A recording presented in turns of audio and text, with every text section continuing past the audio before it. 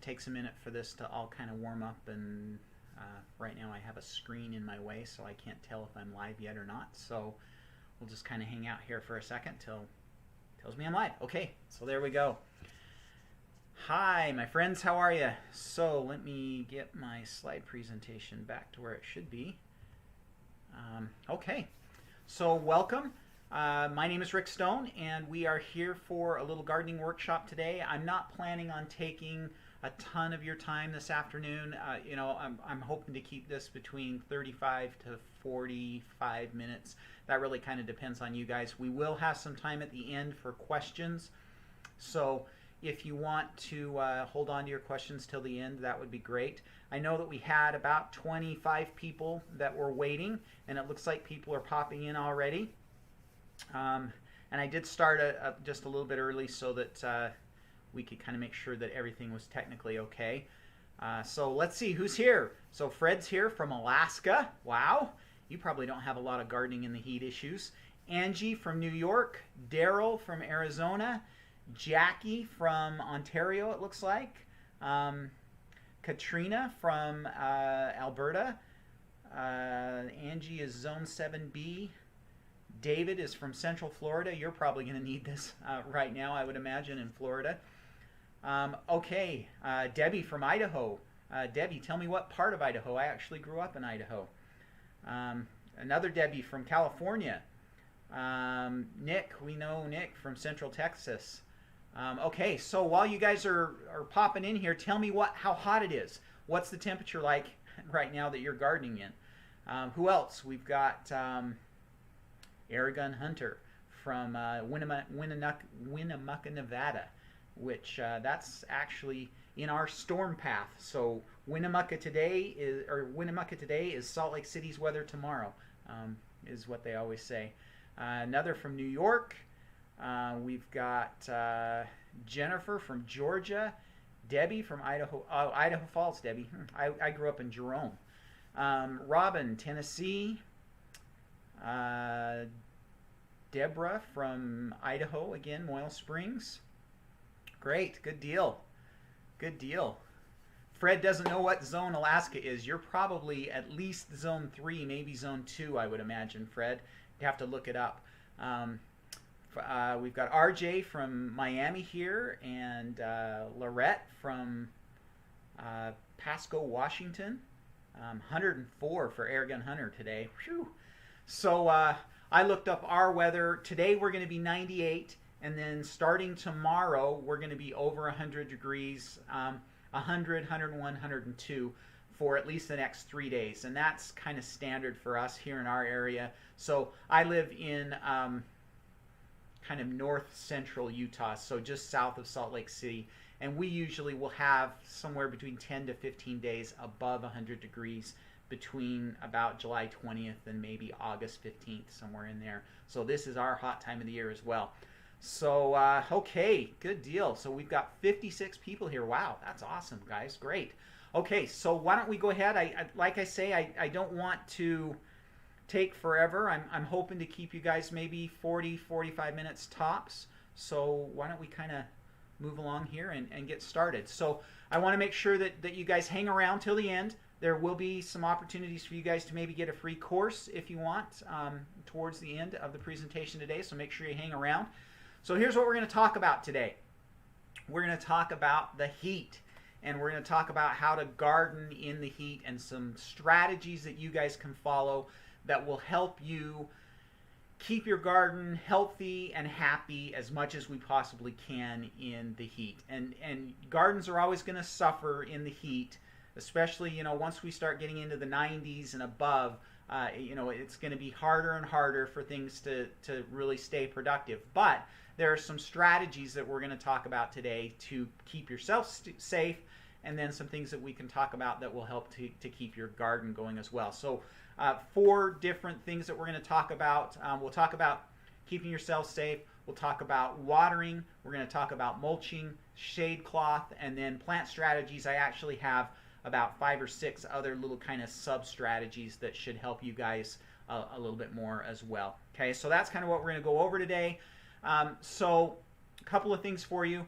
I love answering questions, and I want to answer your guys' questions, but it's super hard for me to watch the feed and teach at the same time. So here's what we've got going on. My lovely assistant, Michaela, who is also my daughter, is right now watching for us as well, and she is going to keep track of questions. So when you guys ask questions, she's going to, I've got my phone over here, and she's going to send those to me. We've got a setup here so that I can see all of your questions. But I'm going to actually hold off on answering the questions until the end. So we'll do a Q&A session towards the end of this. And so if you have questions, go ahead and ask them. And I'm going to kind of ignore the feed here for a little while, and then we'll answer those questions at the end. So just go ahead and throw those questions up. Michaela will get them on the list, and then we'll answer those towards the end, okay? So is this the right class for you guys to be watching? I want to make sure that I'm not wasting your time. So number one, there aren't any cheats, okay? And these are not foolproof methods. So these are things that are going to help your garden to be more productive in the summer heat, but you know, they're not going to be foolproof. If you all of a sudden have 115 degrees, these strategies may fall apart a little bit, okay? And they're also not hacks, okay? These are not things that are just simple things that you can do. They're going to require some work, and they're going to require that you get out and do a few things to your garden to actually, you know, make it be productive, okay? Now, the one other thing that I do want to mention is we're going to teach, I've got about 20 to 25 minutes worth of material that I'm going to teach you. And then I have an offer for you. We're going to talk a little bit about the Gardening Academy. So if you're offended by that, so I'm going to teach you for 25 minutes, and I'm going to take about 5 minutes and talk about the Gardening Academy before we answer questions. If that offends you, this isn't the right class for you, okay? I just want to make sure that you guys recognize that, you know, this is how I pay my mortgage, and so I am going to make an offer after we teach you for about 25 minutes. So don't be offended by that, okay? All right, so here we go. Let's talk about me. I'm Rick Stone. I'm the founder of the Gardening Academy, and I'm also the principal author on Our Stoney Acres, which is a website that offers gardening advice and some healthy eating advice as well. And we have been, the website has now been up for 8 years. Will be the end of August. It will be our 8-year anniversary, and we have hundreds of thousands of people that visit every month, and excited about the success we're seeing there and the contacts and the people that we're making. I'm a master gardener, have been since 2012, and in fact the website was kind of part of my whole master gardening journey. I started the website as part of my service project for the Master Gardener program, and so it's kind of a labor of love that I've had for the last 8 years. And when I say me and my wife, have been gardening for 23 years now, and even before we had an official garden, we were growing strawberries and other plants in our flower beds at this little kind of townhomey type place that we lived in. And then before that, we gardened with our parents and even our grandparents. We come from long lines of gardeners. We love gardening. We love growing our own food. We love growing organically. And so the advice you'll hear me give is almost always going to be, you know, towards the organic way. Although I'm not going to criticize you for using chemicals, but you know, I try to be organic as well. So that's me. Okay. All right. So let's see. It's probably better that picture is covered up, but let me move you. So first thing I want to talk is just really super quick about you and keeping you safe in the sun. So as it gets hot, you know, just common sense things that we need to be doing is, number one, you need to be wearing a hat. And it needs to be a good hat, like the hat that you see me wearing right now. You want to make sure that you've got something that will cover your ears, your face, and give you plenty of shade to keep that sun off of your head. I also like to wear long sleeves. Yes, even when I'm out working in the garden, I try to wear long sleeves, and that's because I grew up farming hay and things like that, and I probably spent way too much time in the sun then, so I'm trying to keep myself out of the sun now. And then work in the mornings and the evenings when the sun isn't as intense, obviously, is also another good thing to do. I'm seeing that Michaela is already putting some questions up, so if you guys have questions as we're going along, make sure that you do that. Okay? All right. So our first strategy that we are going to talk about today to keep our gardens healthy and happy during heat waves is watering. Okay. Now, watering, for some of you, you don't even normally have to water, and I'm always jealous of that because we absolutely have to irrigate at least a couple of times a week in our area because we live in the desert.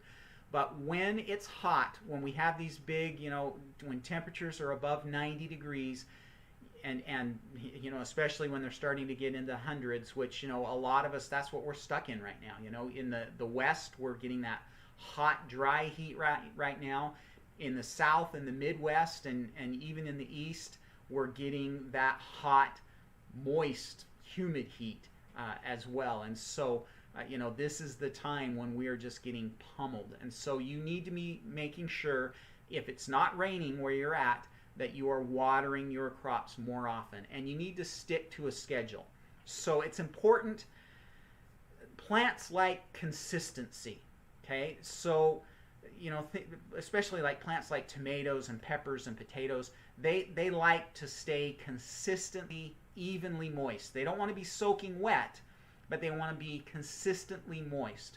And so it's important that you stick to a schedule. So this time of year, if you've got an in-ground garden, you might be watering 3 times a week.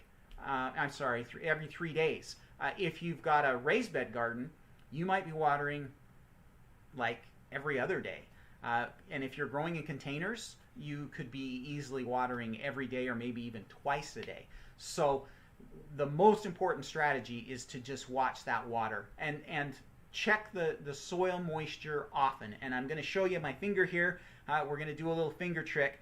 So the way you know whether your garden needs water or not is you put your finger into the ground to this second knuckle right here, okay? Stick it in. That's what? About an inch, inch and a half. You're going to stick your finger into the ground to that second knuckle. If it's moist at your fingertip, then you're still okay. If it's not moist, then it's time to water. Okay, so that's kind of a good hint for you.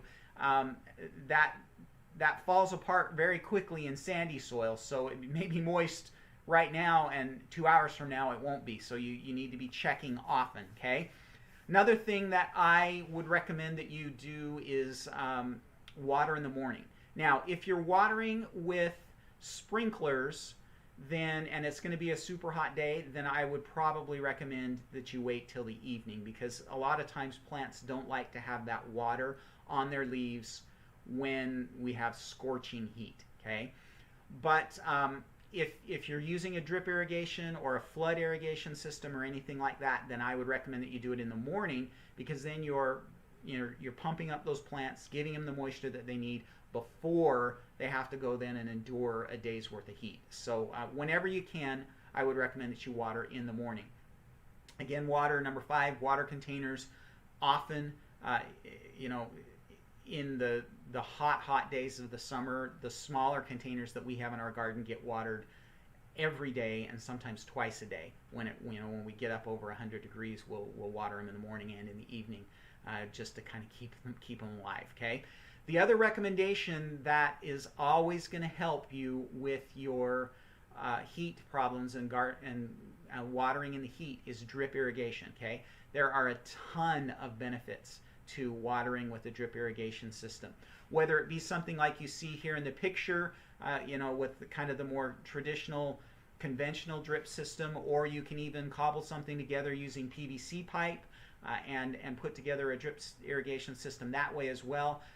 But your garden is always going to benefit from a drip system, because it keeps the water off of the leaves, it keeps the soil from splashing up onto the leaves, which can prevent disease issues, and then the last thing that it does is it soaks deeply right in the root zone and prevents a lot of the evaporation and other things that you'll have when you're watering with sprinklers. Drip irrigation systems, depending on what test you read, can be 75% more efficient than sprinklers with water and overall water. So drip irrigation system, if you can pull one off, is definitely a plus when it comes to watering your gardens. Okay, so that's our method number 1. Okay, method number 2 is mulching. So this is an important thing that you need to do, and it's a good idea to get after it. If you haven't already done some mulching in your garden, then, you know, with the heat that's coming, and you know, a lot of you are already saying you're over 100 and stuff like that. So get some mulch down right away. Okay, mulch has two benefits. It keeps the soil cool, which helps your plants. Provides less stress for the plants and keeps them just overall cool. If that soil temperature stays down, that's going to benefit your plants. Now, I don't mulch in the spring, because in the spring you want the soil temperatures to warm up, right? So that your plants will start growing. But when it gets really hot like this, mulching will keep that soil temperature cooler, which will benefit your plants. And then the other thing that it does is it keeps that soil moisture in, and it also keeps the soil moisture more even. So we don't have the get soaking wet and then it dries out, and then soaking wet and dries out. You know, that's bad for the plants. A nice even moisture that mulch provides will really help. Now, my favorite type of mulch is actually compost. So I will use compost as a mulch, and usually I'll put 2 to 3 inches down and use that in my garden as a mulch. And this year I've got a load of compost coming hopefully this weekend to deal with some of the heat, but right now I've got a few other things that I'm using for mulch. But compost is usually your best shot, because it's going to keep your soil cool, plus it's going to start adding nutrients to your soil. And then when the season's over, all you do is just turn that into the soil. So maybe the top 2 or 3 inches of soil, you get that mixed in, and it's going to benefit your soil. You've improved your soil, and then next year you just do the same thing. And if you're constantly adding that 3 or 4 inches of compost to the top of your beds every year and letting that kind of rot down, it's really going to improve. So I put my compost on as a mulch and then mix it in when the season's over. So that's a great method for keeping things cool. Now, other things that you could be using would be grass clippings. You have to be a little bit careful with grass clippings. So if you're going to use grass clippings, I would recommend that you mow your lawn and then maybe spread those grass clippings out on a tarp or something and let them dry for a couple of days. That keeps them from getting all matted and moldy and kind of just this gunk of mess. And that will kind of help and benefit your plants. And then you can spread that down, you know, a couple inches thick again, and that will really do well to keep your plants cool. Leaves can also do a pretty good job. Again, if you're going to use leaves, I would recommend that you run them over with a lawnmower first. Break them up and kind of make them a little more composty like. That will again prevent them from kind of just becoming this boggy mess of matted leaves. If you break them up first, they're going to kind of compost down and improve the soil as time goes on. But again, that will work really good. Other options would be straw or even hay.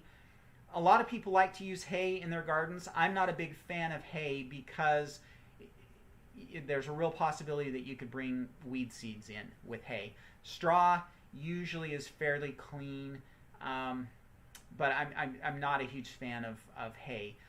But if you're comfortable that it's relatively clean and it came from a pretty decent field, then you could use hay as well. Okay, so all of those, you're going to put a nice thick layer down all around your plants.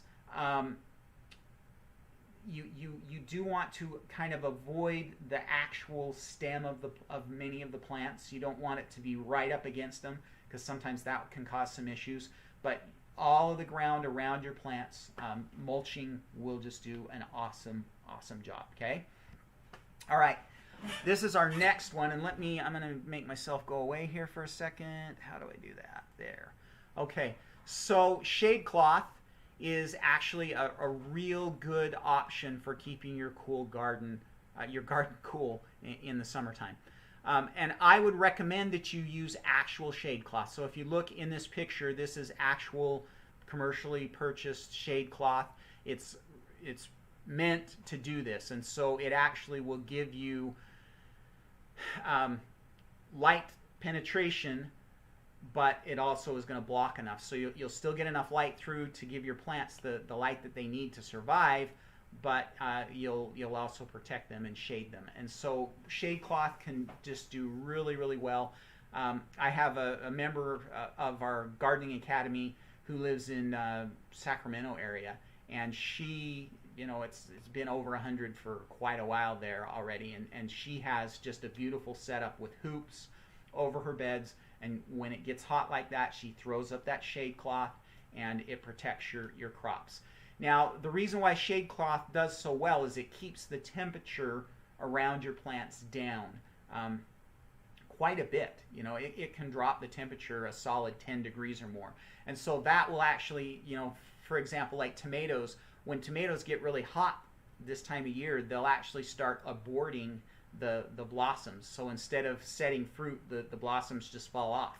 And same with peppers and quite a few other of the flowering plants. When it gets this hot, it just causes some problems. So the shade cloth will help bring that temperature down and will help you to start, having some consistent production out of your tomatoes, out of your peppers, things like that. Now, I will warn you, especially when we're talking about things that are bee pollinated, you can't like completely cover your beds because the bees have still got to get in there. So when you're using shade cloth, make sure that there's still a way, so they're up and supported. You can see these are my peppers that are in that picture, and I put some tomato cages around them and then support the shade cloth. That way we still got bee access. And so especially if you're talking about things like your squashes or something like that, you don't want to just throw shade cloth over the top of those plants. Then your bees won't be able to get in to do the pollinating. Okay, now in a pinch, there are some other things that you could use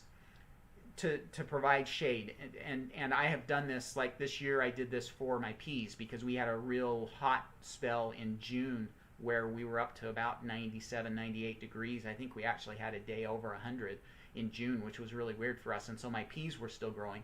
So I took fabric row cover because I didn't have enough shade cloth to cover everything. So I got some light fabric row cover. You don't want to get the heavy stuff, not the frost blanket stuff, but the lighter stuff that you use for pest protection. You can throw that over your crops. And again, I would support it so that the pollinators can still get in and everything. But you could use light fabric row cover, curtains like sheer curtains or bed sheets, etc. In a pinch, you could definitely use those.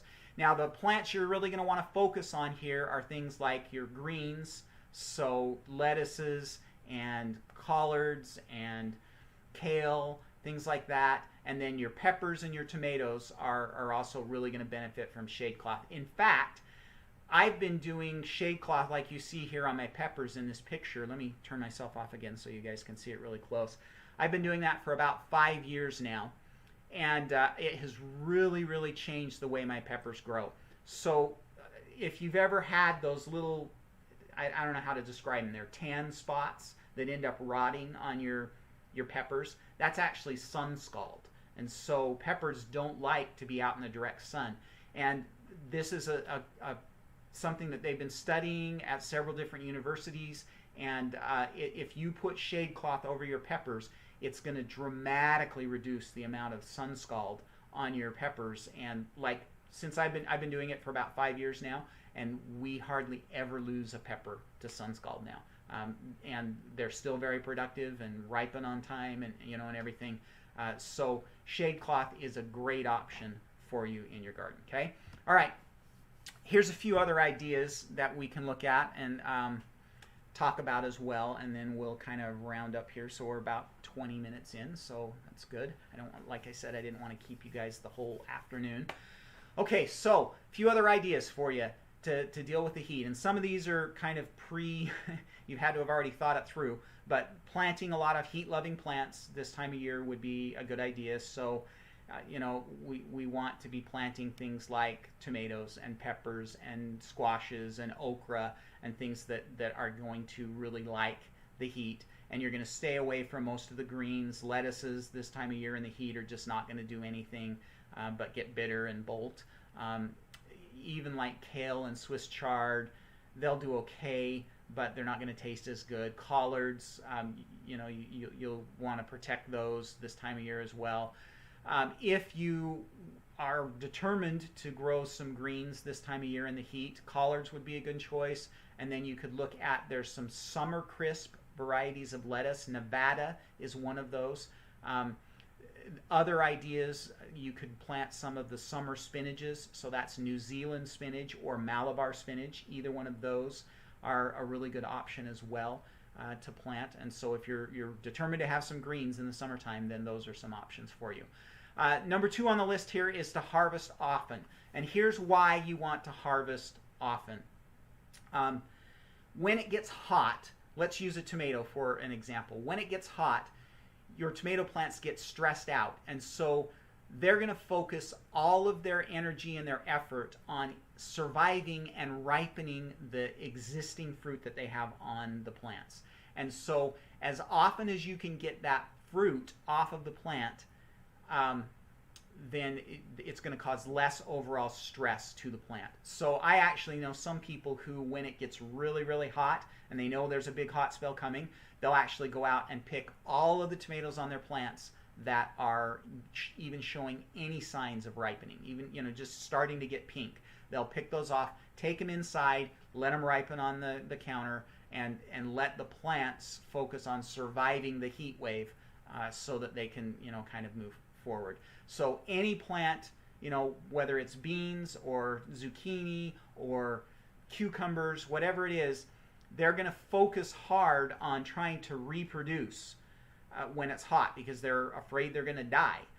And so you want to make sure that you don't let giant zucchinis grow or cucumbers that grow so long that they start getting yellow and things like that. All of that stresses out the plants. So make sure that you're out there harvesting every day, and that is going to really, really help in the heat. You need to recognize that you are going to have flower drop and bolting happen in the heat. So if you've got greens, they're going to probably bolt and go to seed when it gets hot, okay?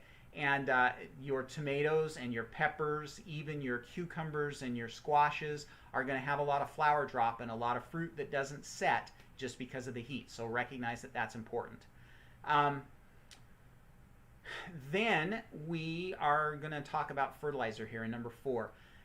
And the reason why you don't want to fertilize when it's above 82 degrees is because that rush of nitrogen that fertilizer provides to plants actually in the heat is a stress to them. It's one more thing that they have to deal with that that they're already struggling because it's so hot. And so make sure that you don't fertilize when it's hot. So any fertilizing that you're going to do in your garden needs to be taken care of before it really gets hot. And then you just stay away from the fertilizer when it's really warm because that really, really does provide a lot of stress to those plants, okay? And then intensive planting, and let me turn myself off again. I recognize that this picture is mostly lettuce, but this is a really good example of intensive planting. So plant things closer together than what the seed package says, okay? So never believe the seed package. You can plant a lot closer than what they say. And by planting closer and really intensely, the plants shade each other and they also shade the ground, which keeps everything cooler and keeps everything more able to deal with the heat. So intensive planting is a really good idea. The last suggestion I have for you is to watch out for that afternoon sun. So when you're planting your gardens, think about that hot west sun in the afternoon. You know what it's like, from maybe 2 o'clock in the afternoon until things start to cool off around 6 or so. There's just this intense summer heat in the west. And that is really, really hard on your gardens. So if you're putting up shade cloth, make sure that it shades your plants during that time. If you're thinking about planting strawberries, plant them somewhere where they're going to be protected from that west sun, that late afternoon sun. Just remember that is just another important thing that you need to be thinking about, okay? All right, so that, I think we went about, 25 minutes, so that's about what I promised here. So again, I don't want to keep you all afternoon. So if you've got some questions, it looks like, wow, we've already got 6 with more coming because I can see some more coming in the feed here. So we'll get to those in just a minute. I did want to take just a minute to talk to you a little bit about the Gardening Academy. What's the best way to learn how to become a better gardener? So let me tell you how I did it. I went to Master Gardener class. I've read a million books, watched a million YouTube videos, taken courses, all kinds of stuff to cram all this knowledge, into my brain. so that I could become a better gardener. But I have a option for you guys that will help you become a better gardener, and it's a lot easier, and that is by joining me in the Gardening Academy. Now, the Gardening Academy is our monthly membership service, and it's just a super fun program. We're growing every month, we're adding people, and it's just becoming just a fun place to be.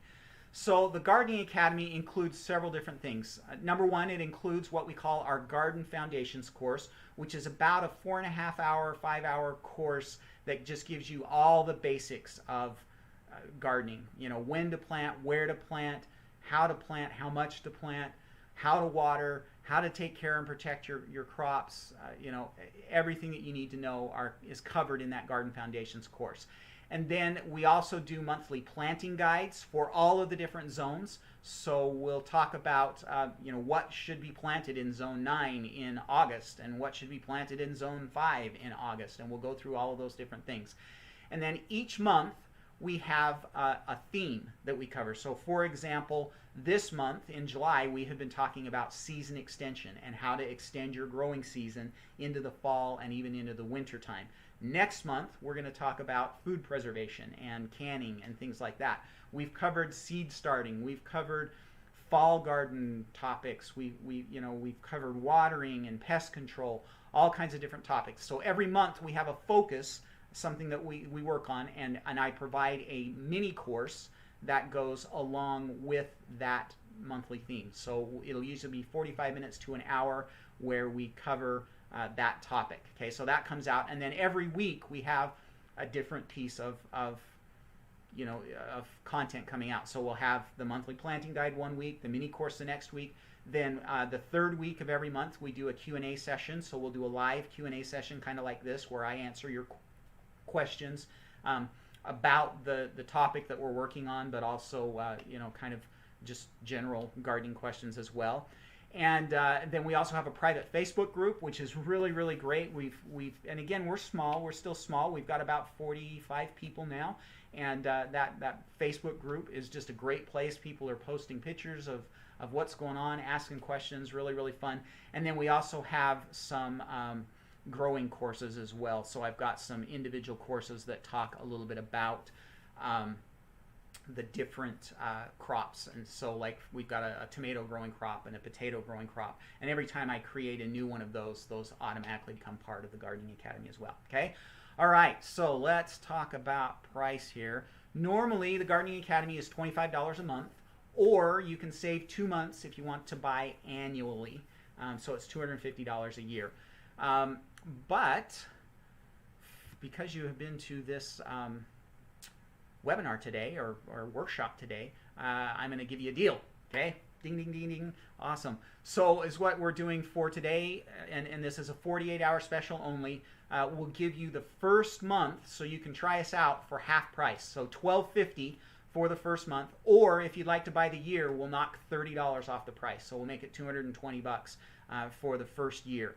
And that is the price that you pay for the Gardening Academy. And that offer is available for the next 48 hours. And if you join within the next 48 hours, you'll also get a bonus course, our 5 garden crops for food storage course, which is about an hour-long course that covers the 5 best crops that you can be growing to store food. Okay? All right, really quick, down below there are some links that you can click on. One of them is for the monthly. The other one is for the annual. Both of them will take you to this page, the Gardening Academy page. You can read more. There's a couple of videos where I go through and actually explain what we're doing every month, and you can go through and check that out.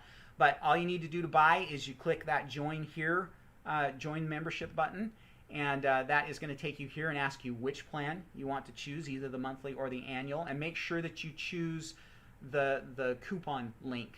And that will knock the price off. Now the $12.50 off is just on the first month, so that'll get you the first month for half off, and then the $30 off the annual is for the first year as well. So it'll go to the regular price after that. Then you just go here. You're going to add your email address and your name. Make sure you click that box to let me send you emails, because I send those out about I'll send an email out every week, and so I need to be able to make sure to email you guys. And then it's going to ask you to create a password, and you'll put in your credit card information, and then you're done, and you're a member of the Gardening Academy. Okay, so I would just really encourage you guys to go join. We're loving the Gardening Academy, and we're adding a bunch of new members, and just having a blast. And it's a great way to learn. I have just a super fun time teaching and sharing in the Gardening Academy. We do a lot of stuff like this, but the one advantage that you got with the Gardening Academy is I'm not sitting in an office. In order to do this with the slides and everything, I'm in an office. During the summertime, I'm out in the garden, and we're teaching you out in the garden. So that's kind of what we're going to do. Okay, all right, so let's take a look at some questions here. How long have we gone? For 35 minutes. Okay, so let's see what we can do. How do you handle pepper plants in the hot weather and growing in container gardening? So peppers it's important that you cover those guys up with some shade cloth. And you don't want the shade cloth actually on the plants, but kind of on the cages or something like that. That shade will really help those pepper plants to not get the sun scald and to do really better, like we talked about. Okay, Jeannie is asking, my potted bush tomatoes are wilting in the shade. I give them plenty of water. Okay, so if they're potted, how long, I guess there would be some follow-up questions, things that you need to check. How long have you been using that soil? Is it brand new this year? Wilting, surprisingly, actually could also be a sign of overwatering. So it's possible that you might be overwatering them. So before you water, stick that finger in and check and see. And then the other thing that could be causing wilt would be, like a verticillium wilt or furicillium or, something like that. So those we'd have to kind of look at the leaves and all that kind of stuff to see what was going on there. But the first thing that I would check is if they're in a pot, that you might actually be overwatering them, especially if they're in the shade. They might be getting a little bit too much water, because overwatering and underwatering actually manifest with the same wilting things. Okay. All right. Zozo is saying, rain always ruins my plants for me. What should I do? Zone 9B, New Orleans. That's tough. That's really tough. The things that I would encourage you to do would be making sure that your soil is really well drained. If you're planting in the actual ground, you might consider moving to raised beds. That may help. Adding some sand to your raised beds will help to drain away that water quicker. So those are a few strategies that you could try. But I recognize that it's funny. I would never have that problem where we live, because we live in a desert. So it's amazing, different things that different people run into. But I would think moving to containers or raised beds would help that, because that would allow the water to drain away faster. And then again, adding some sand. You're not going to plant exclusively in sand, but putting maybe 10 to 15% of the total volume in your raised beds as sand would help that to drain away as well. Okay. All right, Marla. When is the latest that I can start winter crops in Zone 9? So winter crops for you, you're probably going to start planting in October, and just think about your maturity dates. So in a Zone 9, it's probably very unlikely that you're going to have frost, or if you do have frost, it's not going to be significant enough to really hurt any of the winter plants. So all the winter plants are going to be things like leafy greens, root crops like carrots and beets and turnips and radishes, and then the cabbage family crops, so broccoli, cauliflower, cabbage, Brussels sprouts, things like that. All of those are actually going to be hardy enough to handle your frost in a Zone 9. So you just need to target your maturity dates. So that it starts getting, back into the 80s in what? Probably for you March, I would imagine. Maybe even a little sooner than that. And so you just need to schedule out, if I'm going to grow lettuce and I want it to be mature before that warm weather arrives, then, count back 8 weeks and get it planted.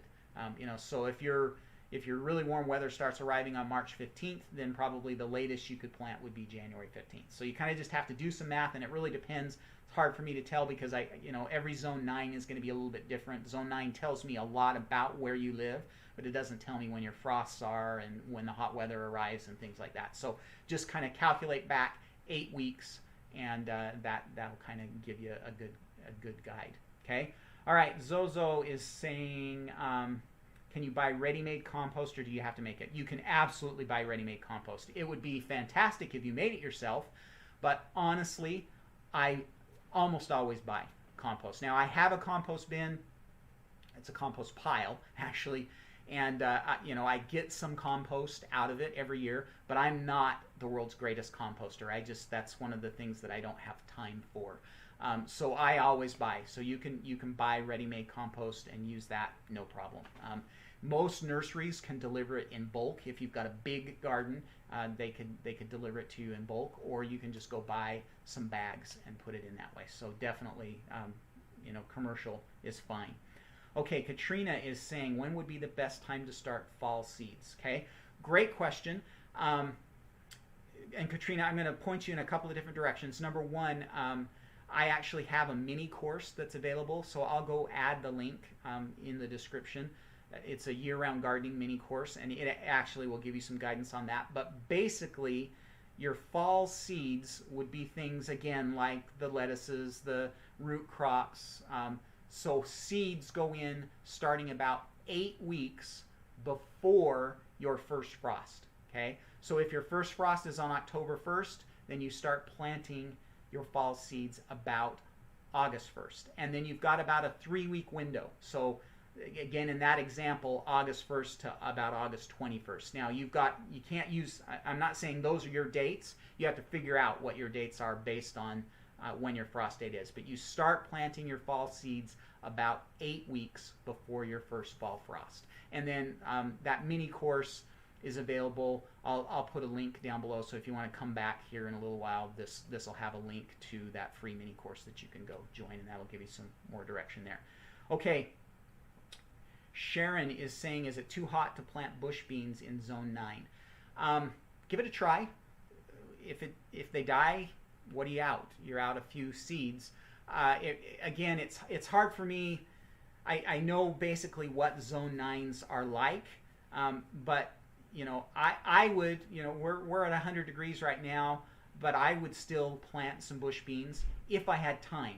I'm about out of time because, we're only about 8 weeks away from our first frost here in zone 6. So I don't have time, but you probably have time and should be all right, because especially with bush beans, another 60 to 75 days before they're really going to be maturing, things may have cooled off in zone 9. Again, it depends on your zone 9 and what it's like. But yeah, so I would say, as long as things are going to cool down a little bit but not get frosty, then you should be fine. Okay, Linda says, set up a new raised bed 30 days ago. Can I plant for fall or just let it sit? Go ahead and plant. Get it in there and get it going. Planting, even if it doesn't, and it depends on what your soil mix was like and everything like that. For me, new raised bed gardens, to get really into full production, they take a couple of years because the soil kind of has to settle. You're going to be adding compost every year, compost. Say that fast 8 times. You're going to be constantly adding compost, but the fact that you're planting is also going to be benefiting the soil. So it's going to be putting beneficial microbes in. It's going to be attracting, if you're planting beans or peas or things like that, it's going to be adding nitrogen. The roots are going to break down and add organic matter, so get it planted. Don't let it sit. Go ahead and plant some lettuce, plant some spinach and some kale and broccoli and all those kind of things. Get them in and get them going. Okay, that definitely is something that you can do. Okay, that came to the end of our questions. Unless, Michaela, let me do a little refresh here. Sorry. Okay. Yeah, it looks like that's the end of our questions. So I'm just kind of looking through. Looks good. Okay. All right, guys. Okay, so I guess that will be it. Don't forget that this special, let me turn myself off again so you can read this. The special price, half off your first month of the Gardening Academy or $30 off your first year of the Gardening Academy is a 48-hour only special. 48 hours from the time you've watched this video, you've got to take care of that. So those of you that signed up for the email list, I will send out a couple of reminders. But those of you that haven't, go sign up for my email list.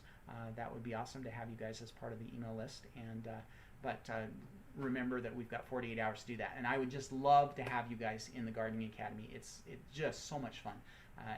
So go check it out and read more about it and read some of the reviews and some of the things that people have put in there. It's a lot of fun and we're just really enjoying it. Okay? All right. I think that we will call it a day. So hopefully you guys enjoyed this. How far did we go? 45 minutes. That's about what I wanted to do. So hopefully you guys enjoyed this. Again, get out there. Make sure you keep your garden protected from the heat. And, just enjoy your garden and have fun. Okay? All right. That's all I have for you guys. Go join the Gardening Academy. Thanks.